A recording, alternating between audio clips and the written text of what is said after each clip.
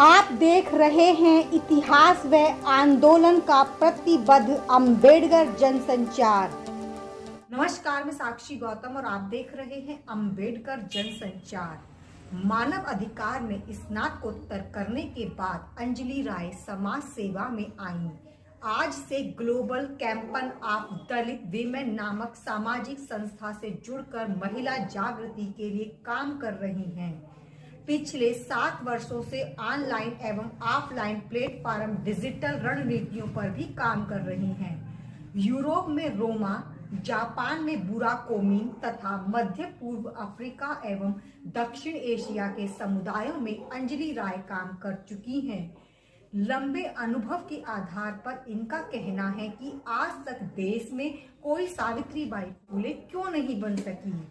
यह बात अंजलि राय ने दिल्ली प्रांतीय रैगर पंचायत एवं आसमा द्वारा सावित्रीबाई फुले के जन्मदिन को महिला सशक्तिकरण के रूप में करोल बाग दिल्ली में मनाया। कार्यक्रम को संबोधित करते हुए अंजलि राय कहती हैं, या उनके फाइनेंस से जुड़े हों या फिर उनको आर्थिक तौर पर सशक्त बनाना हो, हम इन मुद्दों पे काम करते हैं। और हम ज़्यादातर काम जो है गांव देहात के रूरल एरियाज के अंदर करते हैं। अर्बन स्पेसेस में भी करते हैं, शहरों में भी करते हैं, लेकिन हमारा ज़्यादातर काम जो है वो गांव देहात में। तो जैसे कि सब लोग अपने अपने बारे में शेयर कर रहे थे कि उनका जर्नी कैसे शुरू हुआ, कैसे उनको वुमेन एम्पावरमेंट के बारे में पता लगा, अपने कास्ट के बारे में पता लगा। तो मेरा ये मानना है कि दलित कम्युनिटी जितनी भी है, जितने भी एससी कम्युनिटी से लोग आते हैं, हम जैसे लोग आते हैं, हमको अपने कास्ट के बारे में बचपन में तभी पता चल जाता है जब बारिश होती है और मोहल्ले का सबसे पहला पानी हमारे इलाकों में बहता है, जब सीवर सबसे पहले बहते हैं, जब हमें शर्म आती है बताने में कि हम कहाँ रहते हैं, जब स्कूल के बच्चे पूछते हैं कि तुम्हारा घर कहाँ है और हम नहीं बोल पाते, हमें तब पता चलता है कि हम कौन सी जाति से हैं। जैसा कि हम लोग सब सावित्रीबाई फुले जी का जन्मदिन यहाँ मनाने के लिए खड़े हुए हैं, हमारे लिए सबसे बड़ा सवाल ये होना चाहिए कि क्यों 100 साल बाद भी, 150 साल बाद भी कोई और सावित्रीबाई फुले नहीं जन्मी। ऐसा क्यों हुआ और क्या कमी रही? मेरी नज़र में इसका सबसे सटीक उत्तर होगा क्योंकि दूसरा कोई ज्योतिबा फुले नहीं था। हमें सबसे पहले इस बात को मानना होगा कि कहीं ना कहीं हमारे समाज में ये कमी रह गई कि हमने अपने बेटों को ज्योतिबा फुले नहीं बनाया। क्योंकि जिस वक्त के अंदर सावित्रीबाई फुले जी ने शिक्षा ग्रहण की, उस वक्त में किसी भी शूद्र पुरुष का भी शिक्षा हासिल करना इलीगल था, वो लोग नहीं कर सकते थे, उनको अंग्रेजों के द्वारा भी शिक्षा नहीं दी जाती। लेकिन जब ज्योतिबा फुले को शिक्षा मिली तो उन्होंने सावित्रीबाई फुले जी को शिक्षा दी, क्योंकि उनको पता था कि इसी से समाज आगे बढ़ेगा, महिलाएं समाज को आगे लेके जाएंगी। इसके साथ साथ जैसे कि मैंने बहुत सारी बातें सुनी कि सब लोग अपने आप को बहुत एम्पावर्ड महसूस करते हैं, जो हकीकत है वो इससे काफ़ी अलग है और दुखद है। मेरे हिसाब से हमारे समाज के लिए काफ़ी दुखद है। आप यकीन नहीं करेंगे, सरकारी आंकड़ों के हिसाब से हर दिन इस देश के अंदर 10 दलित महिलाओं का बलात्कार होता है। 10 दलित महिलाओं का बलात्कार हर दिन होता है और ये सरकार के आंकड़े हैं, जो कि आप भी जानते हैं हमेशा सच नहीं, नंबर हमेशा बहुत बड़ा होता है। तो ऐसा क्या हुआ कि नंबर इतना बड़ा हो गया और हमारी आंखें नहीं खुली? क्यों? कोलकाता गैंगरेप जब होता है या फिर निर्भया कांड होता है दिल्ली के अंदर, सब लोग जाग जाते हैं, लेकिन जब हाथरस जैसा कांड होता है तब सब लोग चुप रहते हैं। क्यों? क्योंकि क्या वो दलित बच्ची थी इसलिए? कि एक पुलिस के पास इतनी पावर कहाँ से आ जाती है कि वो एक दलित महिला को, एक दलित बच्ची को जो 19 साल की है, जिसका रेप हुआ है, उसको बिना उसके परिवार की सहमति के, उसके परिवार को घर में बंद करके उसको बाहर अकेले ले जाकर जला देते हैं। ये दलित महिलाओं की स्थिति है।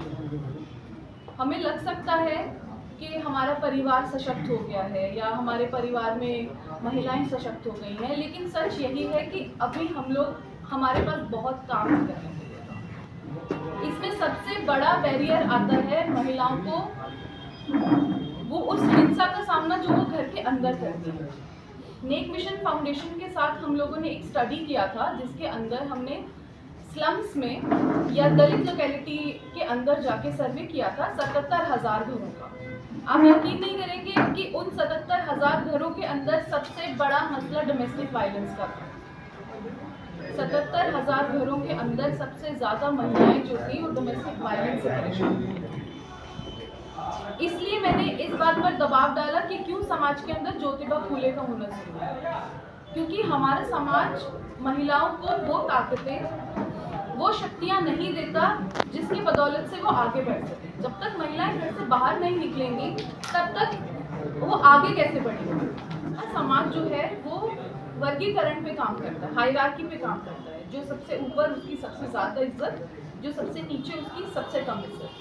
तो क्योंकि एक दलित पुरुष जो है उसका कंपटीशन है कि मेरा भी समाज में उतना ही रुतबा है, मैं बैकवर्ड नहीं हूँ, मैं भी उभर गया हूँ और मेरी भी इज्जत है।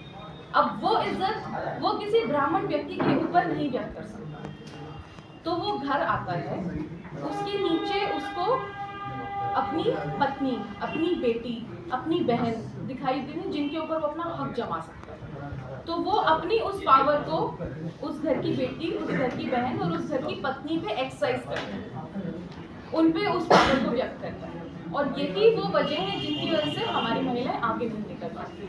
अब आप में से मुझे एक बात बताइए, आज कितने सारे ऐसी महिलाएं हैं जो आज घर में खाना बना के आए? मोस्टली सब लोग बना के आए। और कितने पुरुष हैं जो घर में खाना बना कर आए हैं? तो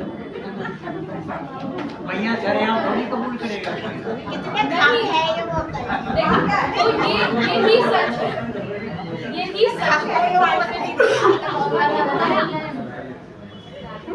मैं इसी सच के बारे में बात करती हूँ कि घर से बाहर निकलने पर भी आपको इतने जातिवाद का सामना करना पड़ेगा जिसके बारे में आप सोच भी नहीं सकते।